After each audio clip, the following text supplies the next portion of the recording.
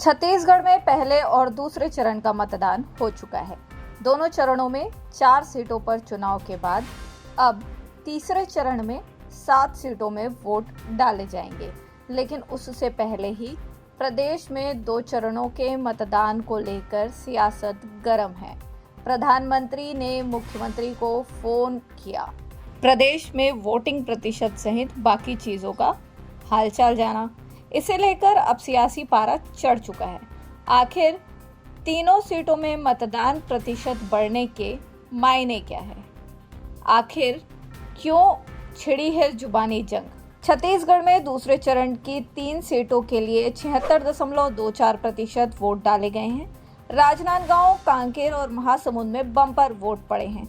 राजनांदगांव और कांकेर में जहां 2019 से अधिक वोट पड़े हैं, तो वहीं महासमुंद में पिछली बार की तुलना में कुछ कम वोट डाले गए हैं। राजनांदगांव में पिछली बार के 76.4% के आंकड़े की तुलना में इस बार 77.24% मत पड़े हैं।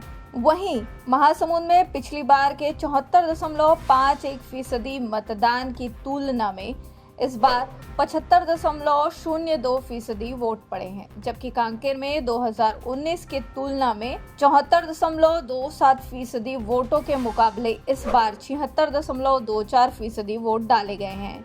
बता दें, तीनों लोकसभा क्षेत्रों में पड़े मत अन्य राज्यों की तुलना में काफी अधिक हैं।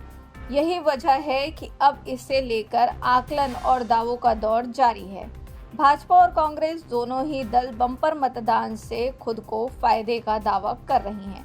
चुनाव के बाद प्रधानमंत्री नरेंद्र मोदी ने भी मुख्यमंत्री विष्णुदेव साय को फोन कर फीडबैक लिया। सीएम ने जानकारी दी कि सभी सीटों में भाजपा के पक्ष में बम्पर मतदान हुआ है, इसलिए तीनों सीटें भाजपा जीत रही है। मुख्यमंत्री ने कहा कि सभी सीटों से अच्छी रिपोर्ट मिल रही है। और छत्तीसगढ़ में राजनांदगांव, कांकेर और महासमुंद लोकसभा में मतदान हुआ है और करीब 74% से ऊपर मतदान हुआ है और भारतीय जनता पार्टी के पक्ष में बहुत अच्छा रुझान है। तीनों सीट भारतीय जनता पार्टी निकाल रही है। जी, कल प्राइम मिनिस्टर साहब जानकारी लिए तो हमने जानकारी दी। जीत का दावा ऐसा है कि भाजपा कांग्रेस दोनों ही 11 की 11 सीटें जीतने का दावा कर रही हैं। दूसरे चरण के मतदान प्रतिशत को लेकर कांग्रेस संचार प्रमुख सुशीलानंद शुक्ला ने कहा कि श्री नरेंद्र मोदी जी 2 चरण के मतदान के बाद देश भर की जनता का जो रुझान सामने आया है वह भारतीय जनता पार्टी के खिलाफ है। छत्तीसगढ़ में तो अभी तक जो 2 चरण में चुनाव हुए हैं, चारों ही सीट में भारतीय जनता पार्टी पराजित हो रही है। कांग्रेस के प्रत्याशियों के पक्ष में मतदान हुआ है। पूरे देश में कमोबेश यही स्थिति है। पहले चरण की 102 सीटों में, दूसरे चरण की भी 80 से अधिक सीटों में भारतीय जनता पार्टी की स्थिति बहुत ज़्यादा कमज़ोर है।